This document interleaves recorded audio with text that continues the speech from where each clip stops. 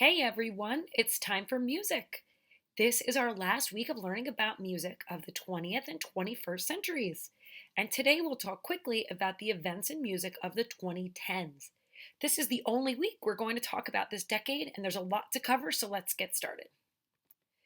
Here are some major events of the 2010s, and you might even remember some of them. They really weren't that long ago.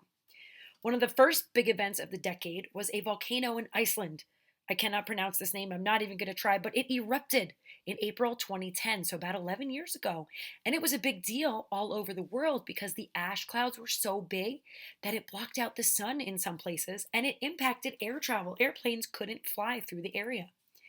In other world news, the Paris Climate Agreement to curb climate change was signed, and Brexit, the vote to remove the United Kingdom from the European Union, took place. In sports, the Chicago Cubs won the World Series for the first time in 108 years.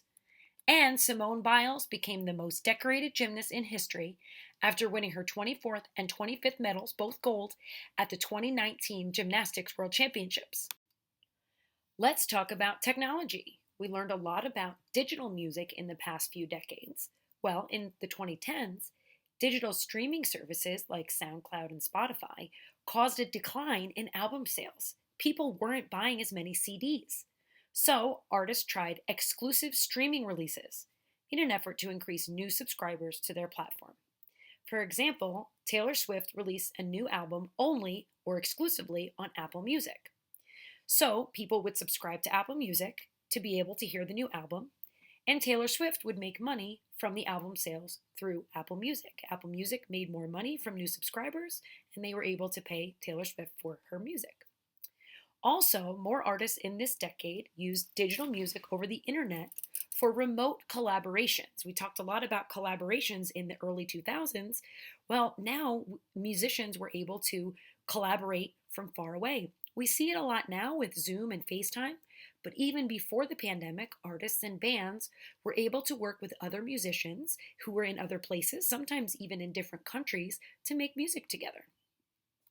TikTok was created in 2016, helping users discover new music from viral videos, trends, and dances.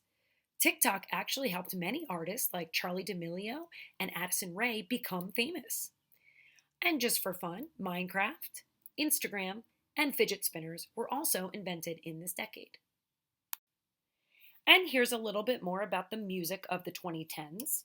Traditional instruments such as the mandolin, ukulele, bongos, and accordion were used more often, especially by indie rock musicians, including Mumford & Sons, Vance Joy, and the Lumineers. So some of these older instruments were making their way into some of the newer music. So you can see in the picture, we have an accordion and a banjo. Vance Joy's playing a ukulele. We even have an upright bass, remember those? And here is a mandolin.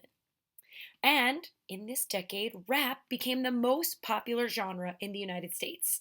It had been slowly getting more and more popular from the late 70s all the way into the 2010s, and by 2017, rap was the number one style in the United States. So you can see some pictures of some famous rappers throughout the years.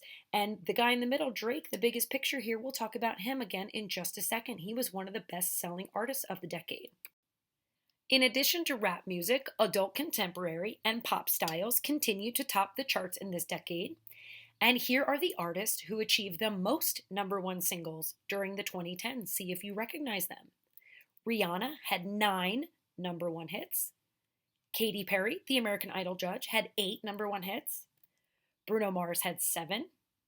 Here's Drake. We just saw him with the rappers. He had 6 number one singles. And Justin Bieber and Taylor Swift each had 5 number one singles. Do these singers look familiar to you? I'm sure you've heard them before and seen them before, and most of them are on our 2010 playlist, so we'll get to listen to them again in just a minute.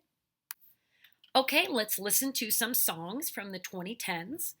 On the next slides, you will see the top hits of the decade.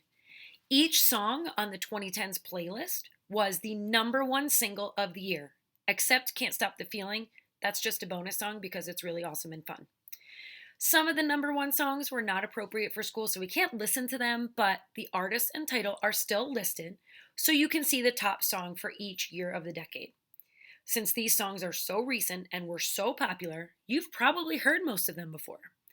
You might have played them on your own device on your iPad, or you might have heard them on the radio. Maybe you heard it in rec therapy, or maybe it was in a movie that you saw. The only question this week will be whether you know the songs or if they're new to you. After you listen to 2 songs off the playlist, choose which one you liked best.